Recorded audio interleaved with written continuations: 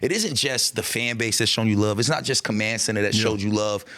ESPN. Yeah. Now you're on the CW. All of these national outlets, Bleacher Report, man. You was in a car, in a NASCAR, riding around, man. Has that been surreal for you to see the national love you get? Because you know what you've done here. You know what you mean to this community. But the entire nation is showing love to Santana Moss and giving you your flowers, man. It's got to be overwhelming a little bit. Yeah, I didn't really think about it, so much because I feel like since I've stepped away from the game a little bit, I've been doing a lot more in front of the camera.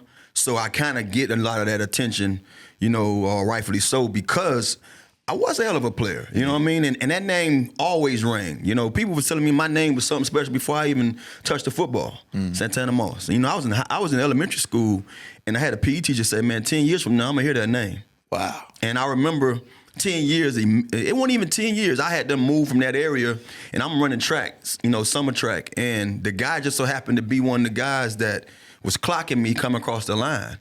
And when he went to get me, like, how they, everybody who's clocking the individual guys who ran that race, when he went to grab me and he looked at my face, he was like, Santana Moss, I told you you're going to be special. Wow. And I'm like, yeah, I kind of been working on this from day one. You know what I mean? Like, I was in the pamper running around the house, giving people, causing havoc. My mama, get that boy outside, because he just, that's what I've always been on. Like, I was going to do something with that football and running. That's all I did.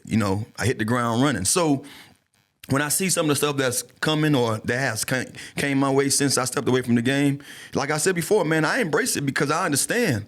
It's been a long journey to kind of do what I've done. And if it's credit due, then I'm going to receive it in that way. You know what I mean? I'm not going to shy away from it. But like I said before, I'm not a person to sit there and want it or ask for it. When it comes, man, I embrace it and I appreciate it. And I try to do it in the not so nonchalant way. Like I told you before, I'm one of those guys that I might be jumping for joy inside, but I can never show that because I'm not that kind of person. You know what I'm saying? Yeah, super nonchalant, man. And it's funny, I think about a coach telling you, you're going to beat somebody someday. And I'm sure you heard that, like you said, from a bunch of people. Your name rang bells before you ever hit that field. But it's one thing to have that belief, but it's different when you finally see it in yourself. Yeah. When you believe in yourself and know that you're capable of this. When did Santana Moss know that he was going to be what everybody thought he was capable of? I don't know, man. I was just wired to always believe. I remember being a kid, and this is how I know I was kind of different.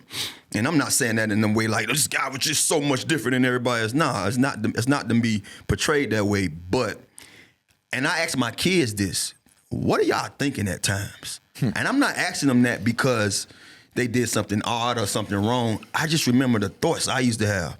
Like, I remember being outside my grandmother's house one day and just running up and down, and that's where we was living at, and I was running up and down. I would go walk to the corner, and it was a lot of traffic that came on that particular street that we was on.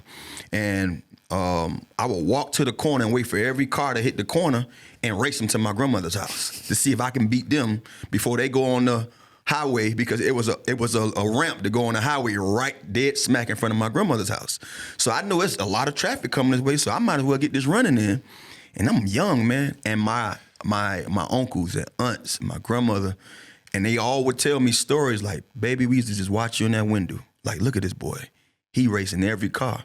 And the older I got, and this is when I'm talking about from the time I was able to walk and run, as I get older, I started getting my haircut at the barbershop around the street, and people like, you that boy that be racing the car on the street. Boy, you fast. Boy, you know what I'm saying? So I remember that's how it started.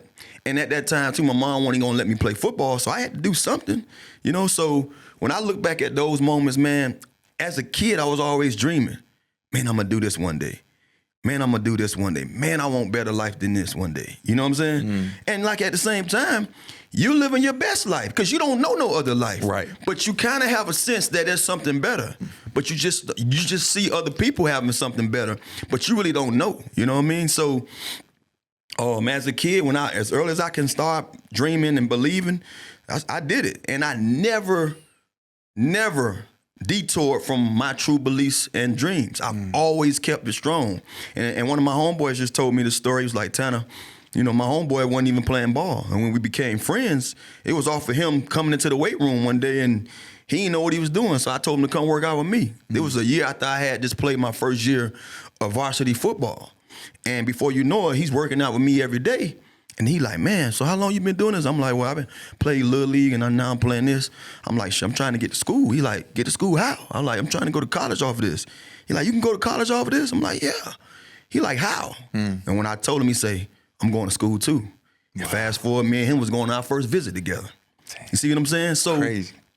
It's crazy for him or someone else to tell me, bro, what you told me about football and where it could take you changed my whole perspective of me going to school and wanting to play football even better, because now I can get seen and get noticed and get a scholarship. And when he told me that, I had no clue. I thought he knew already. But he said, nah, everything you told me that day was my first time knowing that I can do that and play and actually go to college to play. Because some people aren't coming with what you're coming with. They're not coming with both their parents and like, coming with all that support system. So it was dope. That was actually a really cool story, No, it was man, cool, to hear man. that, man. It touched me, man, because I'm sitting there like, damn, this is a dude I've been around all my life practically.